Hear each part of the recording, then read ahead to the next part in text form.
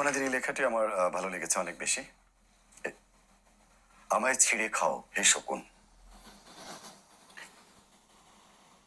হে সীমান্তের শকুন, এক্ষুনি ছিঁড়ে খাও আমাকে।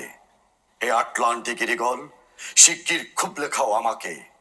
হে বৈকাল হ্রদের বাজ, আছড়ে কামড়ে ছিন্ন ভিন্ন করো আমাকে।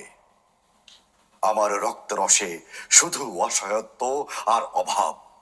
কাগজের কামলারা তারে আদর করে মুদ্রাস্ফীতি ডাকে। ঋণের চাপে নীল হয়ে যাচ্ছে আমার অনুচক্রিকা। সংসার চালাতে অন্তরে হয় ইন্টারনাল ব্লিডিং। সংসার চালাতে অন্তরে হয় ইন্টারনাল ব্লিডিং। কি আশ্চর্য, তবু আমি মরছি না। ওদিকে দোজখের ভয়ে আত্মহত্যা করবারও সাহস পাই না আমি। খোদাকে বললাম আমি মরতে চাই। তিনি বললেন, বেঁচে আছো কে বলল? সহস্রাব্দ উন্নয়নের সাক্ষী হিসেবে রাজা তোমাকে মমি করে রেখেছেন।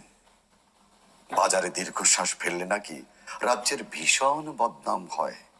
রাজারও মন খারাপ হয় খুব।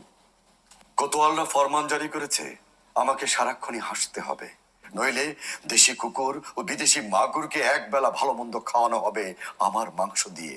নিত্যদিন ব্রয়লারের ভুঁড়ি নাকি ওদের ভাল লাগে না। অথবা আমাকে ভাগ দিয়ে বেচা হবে। মানুষের তো মানুষ খাওয়ার স্বাদ হতে পারে, তাই না? ভাগ্যিস তা বিদেশি সুপার শপে বিক্রি হবে না। দেশি মানুষেরই তো হক বেশি আমাকে খাওয়ার। এ দোজকি যখন নিয়তি, তখন আমি উদাম হয়ে ডাকছি দুনিয়ার শ্রেষ্ঠ মাংসাশী বিভক্তদের। হে ঈগল, চিল ও ভয়ঙ্কর বাজেরা, হে সাম্রাজ্যবাদী সাহসী শকুনিরা, তোমরা F-35 এর মতো, MiG-29 এর মতো দল বেঁধে হামলে পড়ো আমার বুকে। আমার রান, থান, চক্ষু, কলিজা আজ সব তোমাদের গনিমতের মাল। দেশি সুর খুবলে খাওয়ার আগেই আমায় ইচ্ছে মতো ছিঁড়ে খাও তোমরা। দোহাই, দোহাই, শুধু মস্তিষ্কটা খেও না আমার, তাহলে শীঘ্রই দাস হয়ে যাবে তোমরাও।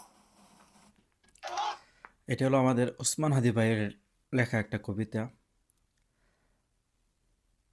আমরা যে কে হারাইছি এটা আমরা এখন বুঝবো না।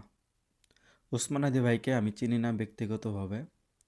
ওনাকে আমি লাস্ট 1 মাস যাবৎ ওনার ভিডিওগুলো দেখি। মানে এক কথা ওনার প্রেমে পড়ে গেছি। একটা রাজনীতিবিদ এরকম হতে পারে আগে জানা ছিল না।